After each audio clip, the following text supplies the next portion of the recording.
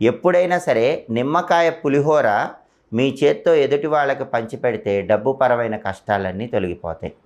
నిమ్మకాయ పులిహోర తీసుకున్న వాళ్ళకి దోషాలు తొలగిపోతాయి, ఇచ్చిన వాళ్ళకు కూడా దోషాలు తొలగిపోతాయి. ఆ శక్తి నిమ్మకాయ పులిహోరకు మాత్రమే ఉంది. కాబట్టి పులిహోర పంచిపెట్టేటప్పుడు చింతపండు పులిహోర కాకుండా నిమ్మకాయ పులిహోర పంచిపెట్టాలి.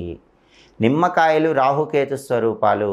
నిమ్మకాయలకి సమస్త దోషాలను తొలగింపజేసే శక్తి ఉంది. కాబట్టి బాగా డబ్బు పరంగా చిన్న కష్టాలు వచ్చినా పెద్ద కష్టాలు వచ్చినా మీ జన్మ నక్షత్రం ఉన్న రోజు, లేదా మీ నామ నక్షత్రం ఉన్న రోజు, లేదా మీరు పుట్టిన తిథి ఉన్న రోజు మీ చేత్తో 11 మందికి నిమ్మకాయ పులిహోర పంచిపెట్టండి. అప్పుడు డబ్బు పరమైన పెద్ద కష్టం నుంచి కానీ చిన్న కష్టం నుంచి కానీ తొందరగా బయటపడవచ్చు. అలాగే డబ్బు పరంగా ఒక కష్టం వచ్చినప్పుడు ముష్ట ముద్ర అని ఒక ముద్ర ఉంటుంది. ఆ ముద్ర ఏంటంటే మీ కుడి చేయి